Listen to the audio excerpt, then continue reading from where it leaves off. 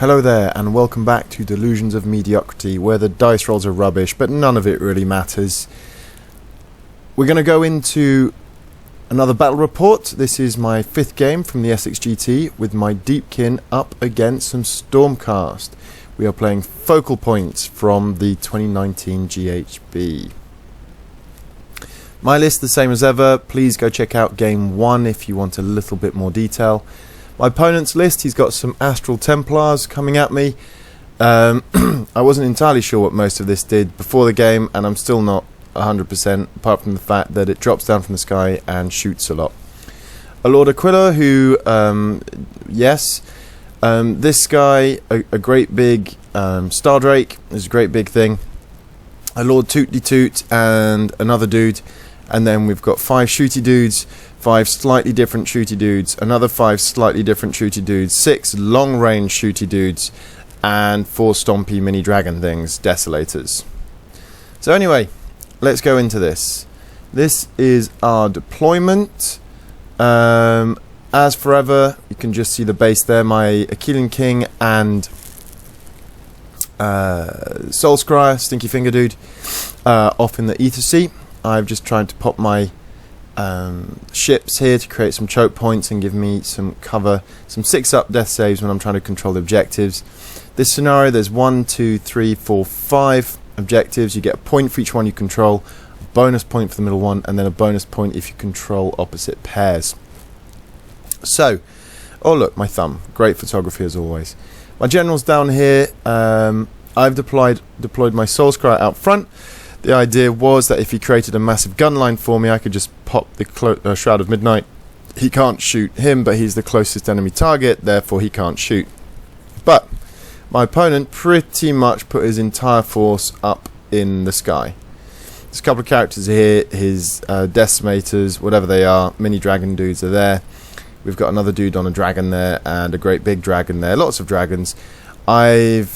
I wanted to protect my eels from any potential shooting. That's why they're screened behind my own units. I'm not worried about anything being charged by what he's got in the sea, but they're in the air. But there we go. I cocked up my deployment. Whilst I know that in theory my list is 7 drops, including the battalion, I then proceed to forget that, deploy my units one by one, and just be an idiot about it. So anyway, my opponent takes first turn. I decided to not flip the tides, it looks like, so off we go. Now he's pushed up massively over here. He's dropped some shooty dudes down into the middle. He's brought his characters here to control the middle. He's kept his Star Drake up, sort of protect this back objective from my ambushers. He's brought a unit down here, pushed up, and brought another unit here. So he's trying to get in on this side. It's not a huge charge. I think it was a 7 needed, something like that, a 6 or a 7.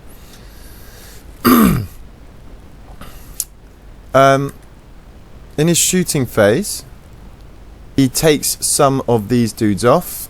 Pew pew pew pew pew pew pew pew. Some shooting here takes. I think this is actually from the Lord Tootly Toot's ability that blows stuff up around a building. And 1 comet or something, whatever it is, fell down from the dragon, but didn't do an awful lot. So anyway, ironically, he fails the charge with his big fighter unit, but makes the charge in with his small shooty one, which is a pain in the butt for me because I'm probably not going to kill them all, and then my eels are tied up. So that is a little bit annoying. So there we go. After some combat, he's popped a wound on an eel. I think I did quite well my armor saves. I've brought him down to 2 models, but I think they would have both fled on a 6 from his bravery check, but he's okay. Battle shock, sorry. AOS terminology. So this is the general look of things at the end of my opponent's turn 1. These guys are dead. So we're going to go into my turn 1, I do believe. Oh look, some more absolutely spotless photography here. I've got one of these dudes left from my battle shot last turn. So off we go. I've brought these guys back down to get a little bit further away. and then I'm going to push everything up. So these guys are dead. These guys are stuck fighting there. He's just running off over here to possibly be a nuisance. And I've decided I need to clear out the middle because my opponent scored 1, 2, 3, 4 points in that first turn, and I would also like to score 4 points, so I need to flood and take out the middle of the battlefield here. I've cast Riptide on his Lord Aquila, whatever it is. -1 hit, but also the D3 mortal wounds in a little bit will be great fun, and you might be able to see just the Achillean King poking his head out from up there. I've bubbled these guys around here because essentially I want that 6-up save. I want to get some of them back from this chappie here.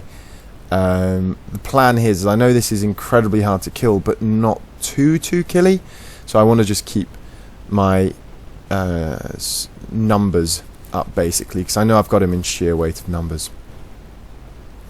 So he makes a little charge in. These guys charge in here. These guys can't do anything. I got so excited I couldn't keep the camera still, and it's blurry as hell again.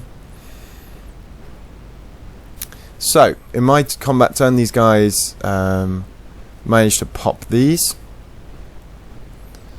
The eels make an absolute mess of things down here. The Lord Tootly Toot doesn't do an awful lot, and at the top the Achillean King decides he's not too fussed today. These guys, 2 wounds each, 4-up save, 5-up save, and he's just not too fast. He thought, nah, we'll take our time on this, don't really care. So, all-important priority roll, given where my eels are facing his horrible dragon things, and being the jammy git that I am, as I have for the entirety of this weekend it seems, I got that all-important priority roll into my flood tide. So, the plan is here, I've got my thralls are going to come in, they want to deal with some of his characters. I've brought my reavers up, we're going to put a lot of pressure on here. He's going to fight up here. We just want to make sure that we've got everything we need up here, and the eels are going to go in and make a mess. And here we go, here are my charges. So,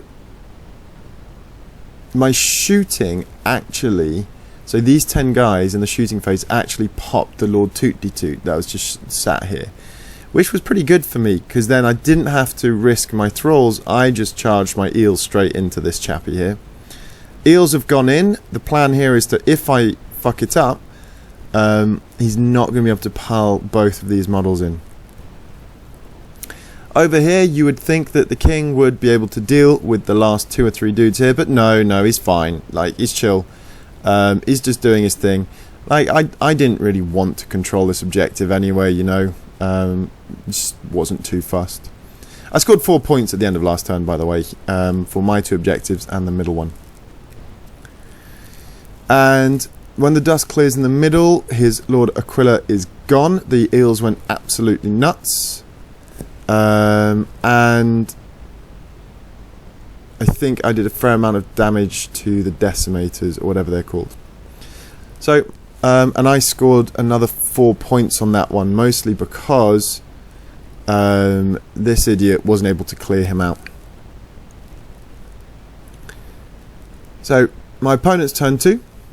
He knows he needs a big old turn here to swing this back his way. So, he decides to send this dude off towards the middle. Now, the important thing is these guys have not used their zaps yet. Oh yeah, I left 1 decimator alive down here. There we go. His shooting, this guy's weird comet stuff came down, and I think it hurt an eel and killed this dude.